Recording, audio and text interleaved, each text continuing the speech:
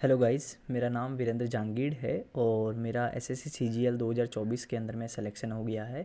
मैं राजस्थान से रहने वाला हूँ और सबसे इम्पॉर्टेंट बात ये मेरा पहला अटेम्प्ट था और पहले अटेम्प्ट में ही मेरा ये सीजीएल निकल गया है, जिसकी मुझे तो बहुत खुशी है और मेरे साथ साथ में फैमिली वालों को भी बहुत ज़्यादा खुशी है, क्योंकि आपको तो पता ही है कि फैमिली की एक्सपेक्टेशन क्या रहती है अपने स्टूडेंट्स से। और वैसे मेरा स्टार्टिंग से ही बैकग्राउंड थोड़ा पढ़ाई में अच्छा ही रहा है, तो घर वालों की एक्सपेक्टेशन थोड़ी और हाई हो जाती है और गवर्नमेंट एग्ज़ाम के लिए तो सबकी हाई रहती ही है पहले से। तो मैं इस मोमेंट पे बहुत खुश हूँ। वैसे इस वीडियो को रिकॉर्ड करने के पीछे मेरे 2-3 रीज़न्स हैं और 2-3 रीज़न्स में सबसे पहला रीज़न जो है वो है ये है कि मैं इस मोमेंट को रिकॉर्ड करना चाहता हूँ, क्योंकि इस मोमेंट की जो फीलिंग है वो मैं पहले भी जॉब कर चुका हूँ, इवन स्टार्टअप्स में भी था मैं। तो ये जो फीलिंग है वो पहले कभी नहीं आई थी, मुझे भी नहीं आई थी और घर वालों को भी नहीं आई थी। घर वालों की एक्सपेक्टेशन गवर्नमेंट एग्ज़ाम से तो और भी ज़्यादा रहती है, तो फिर उनकी जो खुशी है इस मोमेंट पे वो बहुत ज़्यादा है। तो इस मोमेंट को एक तो मैं रिकॉर्ड करना चाहता हूँ। दूसरा, मेरे मेंस के अंदर में मैथ्स के अंदर में मार्क्स 90 आउट ऑफ 90 आए हैं। जो कि मुझे मैथ्स के अंदर में स्कोर करना ही था। मेरा शुरू से एम था कि मेरे मैथ्स में बहुत अच्छे नंबर आने चाहिए। तो फिर मेरा जो जो मेरी उम्मीद थी, जो मेरी एक्सपेक्टेशन थी, वो मेरी पूरी हो गई है, जो मेरी इच्छाएं थी। तो आई जस्ट वांट कि आपको भी अगर मैं किसी भी तरह से मैथ्स के अंदर में कम से कम हेल्प कर लूँ तो ये बहुत अच्छा रहेगा, आपके लिए भी और मेरे लिए भी। ठीक है, तो ये दूसरा मेरा रीज़न है। तीसरा रीज़न ये है कि मैं मैथ्स के अंदर में शुरू से ही मुझे पढ़ाने में बहुत ज़्यादा इंटरेस्ट है और वो भी मैथ्स। तो मैं अभी मैथ्स का अंदर में टीचिंग भी कर रहा हूँ। तो इस चैनल के ऊपर में ऑलरेडी सीरीज़ भी चल रही है, तो वो भी आपको पता चल जाए कि मैथ्स के अंदर में मेंस के अंदर में जो 90 आउट ऑफ 90 है वो कैसे स्कोर कर सकते हो आप, क्या क्या आपको प्री में ध्यान रखना है, क्या क्या मेंस में ध्यान रखना है, ये सारी चीज़ें आपको पता चल जाए। तो ये सारे 2-3 जो पॉइंट्स हैं वो मेन मेरे रीजन से इस वीडियो के पीछे। अगर आप ये वीडियो पूरा देखेंगे तो आपको बहुत सारी चीज़ें पता चलेगी जो मैंने एक्सपीरियंस की है। मेरे प्रिपरेशन को बहुत ज़्यादा टाइम हुआ नहीं है, मैंने 5 से 6 मंथ ही इस CGL के अंदर में दिए हैं। मैंने लगभग पिछले मार्च से स्टार्ट किया था, फिर उसके बाद में कुछ पहले तो स्टार्टिंग में गवर्नमेंट एग्ज़ाम में मन भी नहीं था, लेकिन गवर्नमेंट एग्ज़ाम में जैसे ही एंटर किया तो फिर 1-2 महीने तो धीरे धीरे ही स्टार्ट होता है। लेकिन उसके बाद थोड़ा मेरे को सीरियसनेस आने लगा और सीरियस होकर मैंने पढ़ाई भी करना स्टार्ट की इसके अंदर में। और सबसे इम्पोर्टेंट बात, जो ये 5 से 6 मंथ रहे हैं वो मैंने पूरा पढ़ाई में ही वैसे डेडिकेट किया है। और 6 मंथ के अंदर में आप प्री के अंदर में अच्छे नंबर कैसे लेके आ सकते हो, मेरे कितने आए, ये सारी चीज़ें मैं इस वीडियो में बताने वाला हूँ।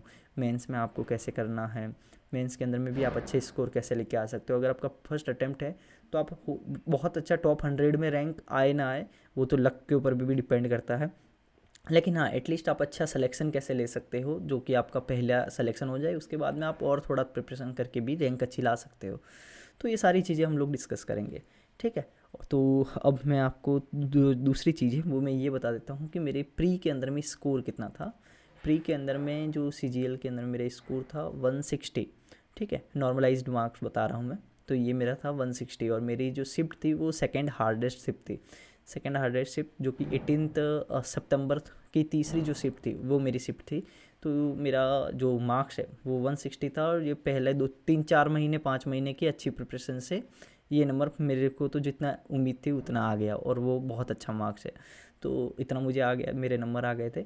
उसके बाद में मैंने 3 महीने मेंस का दिया था, 2-3 महीने, और मेंस के अंदर में मेरे मार्क्स थे 336।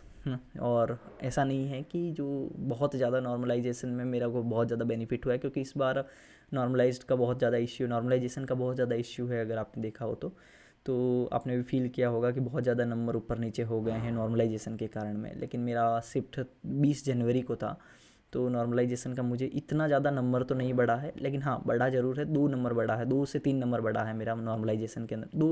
3 भी पूरा नहीं बढ़ा है, 2.5 ये नंबर मेरे बड़े हैं। और जो मेरे रॉ मार्क्स थे वो थे 333 और जो नॉर्मलाइज्ड है वो 335.57 लगभग इतने हैं। तो ये मार्क्स है और वैसे पूरी मार्कशीट में स्क्रीन पे लगा भी दूंगा, तो वो आपको दिख जाएंगे सारे सब्जेक्ट्स के अंदर में मार्क्स।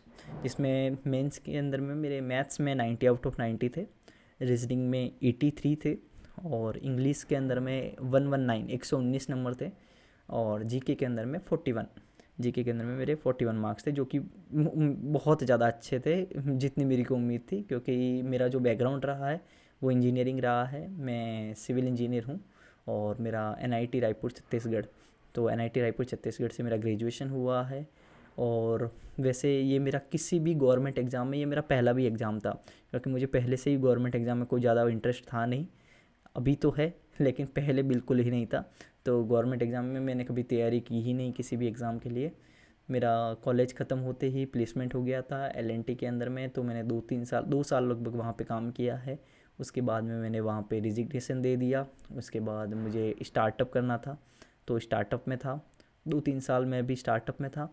वैसे अभी भी उसमें ही हूँ, लेकिन ये है कि घर वालों का जो एक्सपेक्टेशन था, घर वालों ने बोला भी, तो बहुत बार बोल दिया कि एक बार गवर्नमेंट का एग्ज़ाम दे दे, उसके बाद में जो करना है करते रहे।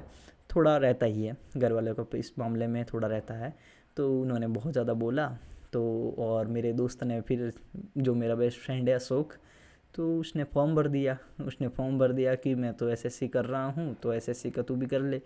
तो फिर मैंने एसएससी का, उसने ही फॉर्म भरा, मुझे पता भी नहीं था इस इवन एसएससी का फुल फॉर्म क्या है वो भी नहीं पता था एग्जैक्टली, जो ये ही सच है। तो एसएससी के अंदर में कौन कौन सी पोस्ट होती है, क्या होता है, मुझे कुछ नहीं पता है। इवन बहुत कुछ नहीं पता था, जो मैं बता नहीं सकता हूँ कुछ भी क्या होता है क्या नहीं। लेकिन हाँ, ये ज़रूर है कि मेरा मैथ्स और ये बहुत रीजनिंग, ये सब बहुत स्ट्रॉन्ग रहे हैं, शुरू से ही बहुत ज़्यादा स्ट्रॉन्ग रहे हैं। मेरे 12th में मैथ्स के अंदर में मार्क्स ही 98 आउट ऑफ 100 थे, तो मैथ्स मेरी अच्छी रही है बैकग्राउंड। तो उसके बाद में मैंने जो है प्रिपरेशन स्टार्ट की। उसने फॉर्म भर दिया और घर वालों का भी था, तो मैंने प्रिपरेशन स्टार्ट की। मैथ्स, एक चीज़ आप देख लीजिए कि मुझे स्टार्टिंग में लगा था कि मेरी मैथ्स बहुत अच्छी है, मैं तो 10 से 15 दिन में मैथ्स को ख़त्म कर दूंगा और बाकी पढ़ना ही क्या है। इंग्लिश है, इंग्लिश से हिंदी मीडियम से हूँ वैसे मैं, और इंजीनियरिंग तो इंग्लिश मीडियम में रहती ही है, बाकी सारा बैकग्राउंड हिंदी मीडियम का है। तो हिंदी मीडियम से हूँ, तो मेरे को लगा है कि इंग्लिश में थोड़ा टाइम देना पड़ेगा। और जीके में तो ऑब्वियसली मेरे को बहुत डर लगता है, जीके मेरा सबसे वर्स्ट है। वर्स्ट था, अभी तो फिर भी ठीक हुआ है, लेकिन जीके बहुत वर्स्ट था। 10th में भी आप मानोगे तो 61 नंबर थे आउट ऑफ 100, बहुत कम नंबर थे। तो जीके से शुरू से ही डर लग रहा था, हिस्ट्री वगैरह सबसे। लेकिन फिर मैंने तैयारी करना स्टार्ट की मैथ्स में। जो मैं सोच रहा था कि मैं मैथ्स में फाड़ दूंगा वाला चीज़, कि मैं 10-15 दिन का काम है, लेकिन सबसे ज़्यादा मेरे को चीज़ ये पता चली कि नहीं, 10 से आपका कितना ही अच्छा हो जाए मैथ्स, जो आपके जो बोर्ड के तरीके हैं और यहाँ में बहुत फ़र्क है। 10 से 15 दिन में आपको कुछ भी नहीं होने वाला है मैथ्स के अंदर में। 10 से 15 दिन में आप कुछ नहीं कर पाओगे। हाँ, आप सवाल सारे सॉल्व कर सकते हो, लेकिन वो जो टाइम मैनेजमेंट है वो आप बिल्कुल ही नहीं कर सकते, अगर आपका कितना ही अच्छा है मैथ्स। तो आपको प्रिपरेशन करनी ही पड़ेगी और तैयारी आपको करनी ही पड़ेगी। हाँ, ये ज़रूर है कि आपको किसी भी टीचर की ज़रूरत नहीं पड़ेगी, अगर आपके मैथ्स स्ट्रॉन्ग है, आप किसी भी एक बुक को अच्छे से लेके उसको करोगे तो आपका मैथ्स हो जाएगा।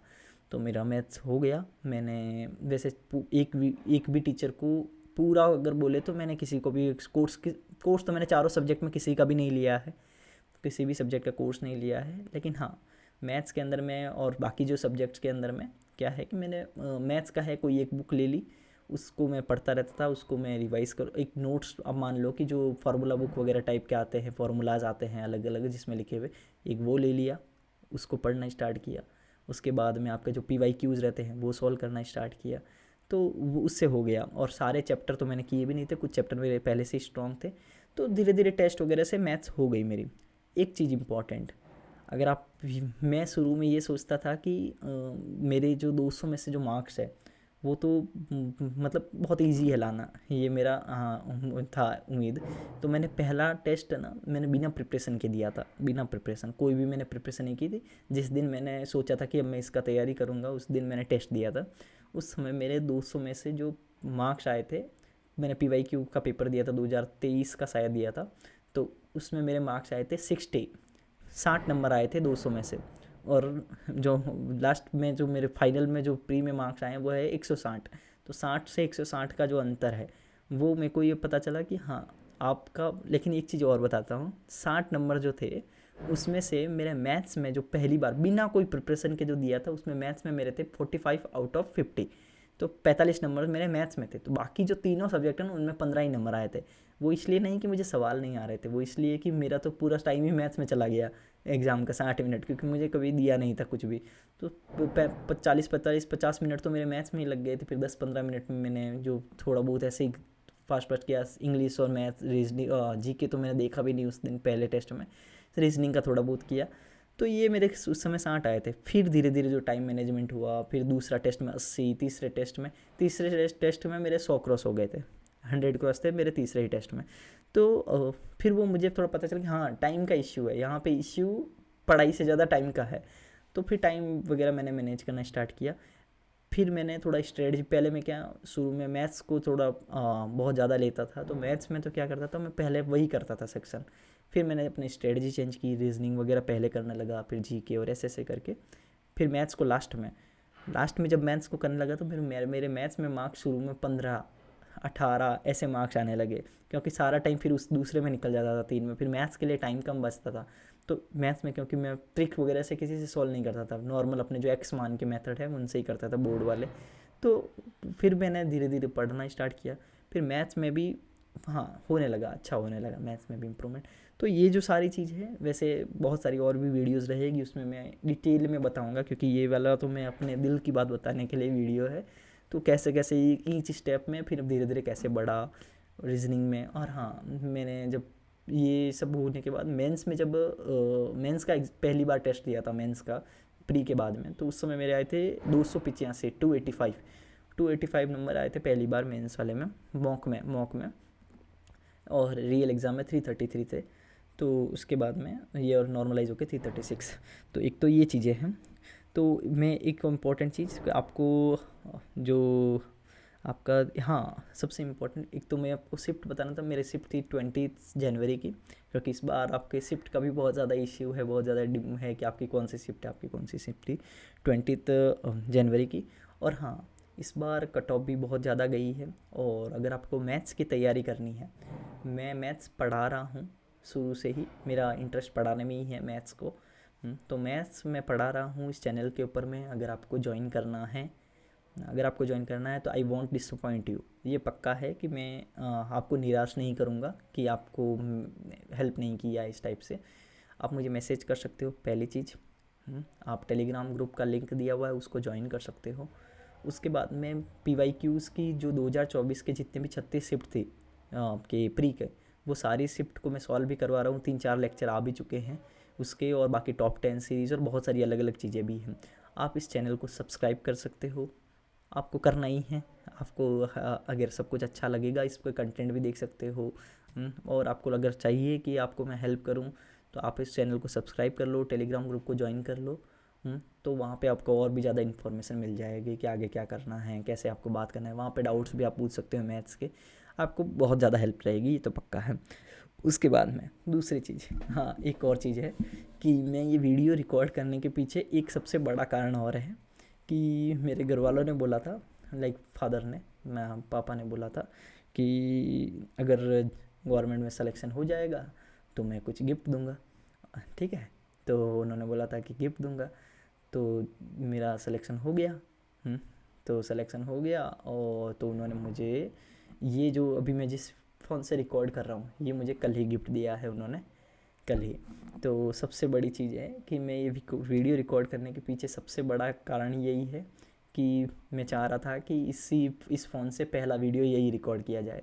तो ये वीडियो अगर रिकॉर्ड हो जाएगा तो घर वालों को भी जो जो उन्होंने गिफ्ट दिया है उसकी भी कुछ वैल्यू हो जाएगी, और सबसे ज़्यादा वैल्यू उसी की है।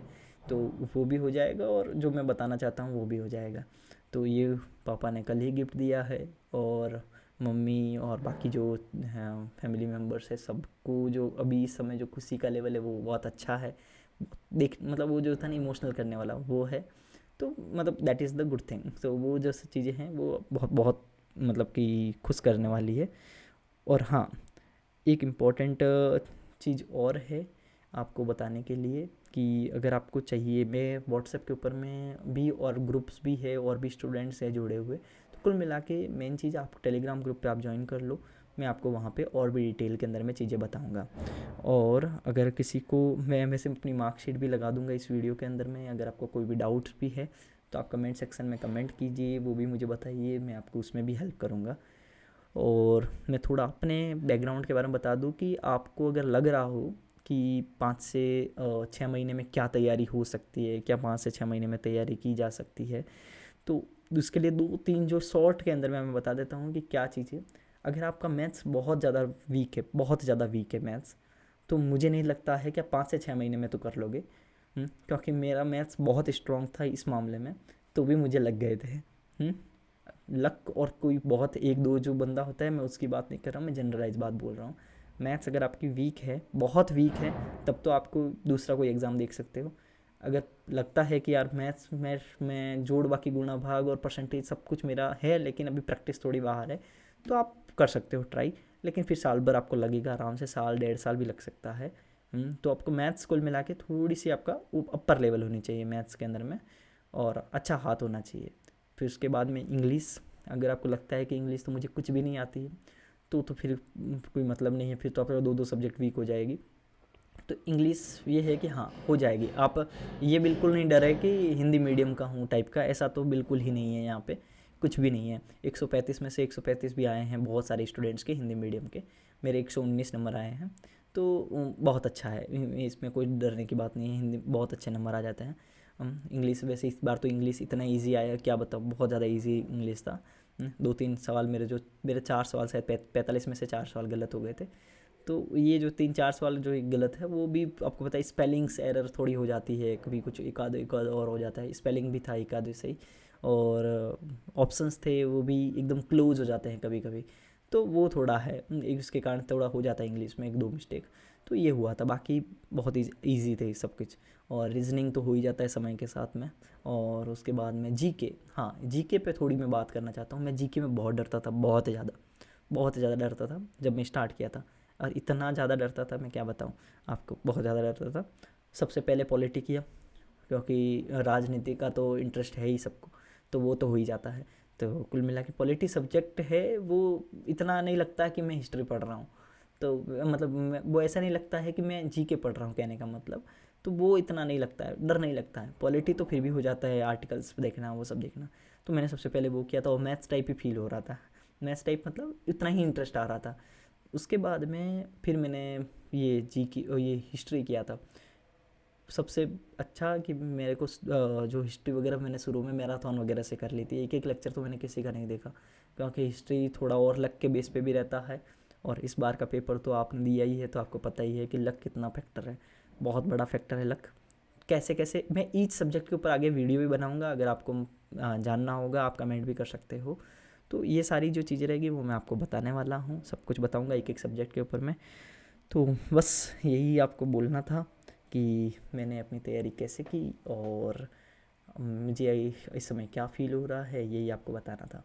ठीक है, थैंक यू। और सबसे इम्पोर्टेंट बात, मैं ये जीके में बात कर रहा था, तो जीके में मैंने शुरू में तो मुझे टीचर्स वगैरह किसी का पता ही नहीं था। यूट्यूब पे आप स्क्रॉल करते जाते हो कोई ना कोई मिलता जाता है। लेकिन फिर मैंने बहुत सारे कमेंट सेक्शन में ऐसा लिखा था, देखा था कि परमार सर ऐसा लिखा हुआ था। तो हाँ, मैं जीके के अंदर में एक टीचर का नाम ले रहा हूँ, वो है परमार सर। मेरे को मेंस के अंदर में मैंने लास्ट के 2 महीने के अंदर में परमार सर का बहुत ज़्यादा पढ़ा है। एक बुक है उनके, परमार सर के अभी भी नोट्स आए हैं, शायद यहाँ कहीं आपको दिख रहा होगा, वो वाला बुक दिख रहा होगा नीचे से ब्लैक वाला। तो ये जो परमार सर की बुक है, वो मैंने परमार सर की बुक 1 महीने पहले, मेंस के 1 महीने पहले मंगवाई थी, जो नोट्स आए थे। मैंने उसको जिस दिन आई थी उसी दिन 100 पेज कर लिए थे। ठीक है, तो कहने का मतलब है कि फिर मैंने बहुत पढ़ा है उसको मैंने मेंस के पहले 1 महीने पहले बुक लगा के आया था, और 4 से 5 बार देख लिया था।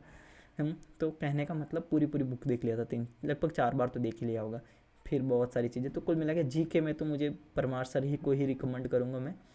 उसके अलावा बाकी आप सब्जेक्ट के परमार सर और बाकी भी टीचर्स है वैसे। मैंने तो वैसे पहले कोर्स दूसरे टीचर से ही किया था, लेकिन अगर आपको किसी एक सिंगल टीचर के ऊपर डिपेंड रहना है, मैंने तो बाकी और भी सर से किए थे, बहुत अच्छे अच्छे टीचर्स हैं। और बहुत सारे अलग अलग टीचर्स देखे हैं, तो नाम भी याद नहीं आते हैं। तो कुल मिला के आपको अगर एक टीचर पे डिपेंड रहना है जीके में, तो फिर परमार सर पे रह लो। अगर उनका भी नहीं आएगा एग्ज़ाम के अंदर में, तो फिर तो किसी का भी नहीं आएगा। ठीक है, तो एक ये है, एक नवीन सर है, उनके ऊपर मैं रोजगार विद अंकित में, अंकित वाले चैनल पे रोजगार विद अंकित सर ऐसा करके कुछ है, तो उस पर आप कुछ देख सकते हो, नवीन सर है। तो ये 2-3 जने हैं। तो आप ये जीके में हैं, मैथ्स के अंदर में तो मैंने पर्सनली किसी को एक एक टीचर को किसी को भी फॉलो नहीं किया है। ऐसा लेक्चर तो देखते ही रहते हैं किसी न किसी के। बाकी तो मेरे को जो पसंद आए थे वो ज़रूर बता सकते। पसंद तो वैसे सारे छोड़ो, मैथ्स के अंदर मैं किसी टीचर का, क्योंकि मैंने सबका ही देखा है, एक एक एक दो दो लेक्चर जिस टॉपिक में मिल जाता है वो देख ही लेते हैं। और रीजनिंग किसी का नहीं देखा है। और इंग्लिश, इंग्लिश में हाँ, नीतू मैम की वॉल्यूम 2 ग्रामर के लिए पक्का है, और ब्लैक बुक आपके वोकैब के लिए। और हाँ, एक चैनल मैं बहुत रिकमेंड करूँगा अगर आपको वोकैब पूरा करना है और अगर ट्रिक से करना है, निमोनिक्स से करना है, बहुत अच्छा चैनल है, वो है देसी पढ़ाकू। शायद किसी ने सुना भी नहीं हो, देसी पढ़ाकू। देसी पढ़ाकू पे अगर आप देख लोगे एक बार वीडियो, आपको बहुत पसंद आएगा। ब्लैक बुक पूरी की पूरी उन्होंने करवा रखी है, एक एक स्पेलिंग का उनके ट्रिक्स लिखी हुई है। और मेरी ब्लैक बुक पूरी की पूरी पेंसिल पेन से लिखी हुई है, अगर आपको कभी दिखाऊंगा अगले वाले वीडियो में, पूरी लिखी हुई है, एक एक निमोनिक्स बहुत अच्छी है, बहुत अच्छी है। वो सीरीज़ कर लेना, आपको दूसरे टीचर की भी ज़रूरत नहीं पड़ेगी, कम से कम वोकैब में तो नहीं पड़ेगी। बहुत अच्छा है, बहुत अच्छा। मतलब आप किसी भी मैम का नाम ले लो, उनसे मेरे को बहुत ज़्यादा पसंद आई वो सीरीज़। मतलब वो उनकी जो वो फेस वगैरह नहीं है उनमें दिखाया हुआ, लेकिन बहुत अच्छा है। देसी पढ़ाकू सर्च कर लेना, निमोनिक्स से है। बाकी नीतू मैम की वॉल्यूम 2 ऑब्वियसली है, सबके पास होती है, तो वो मैंने पढ़ा है। तो ये सारे ही है, बहुत ज़्यादा लंबा तो नहीं बन गया वीडियो। चलो, अगर जो भी देखे हैं इस पॉइंट तक, धन्यवाद, थैंक यू। और मैं भी बहुत खुश हूँ, और आई होप कि जिनका अभी सिलेक्शन हो गया है पहले तो उनको तो कॉन्ग्रेचुलेसन, और जिनका नहीं हुआ है उनका 2025 के अंदर में हो जाए।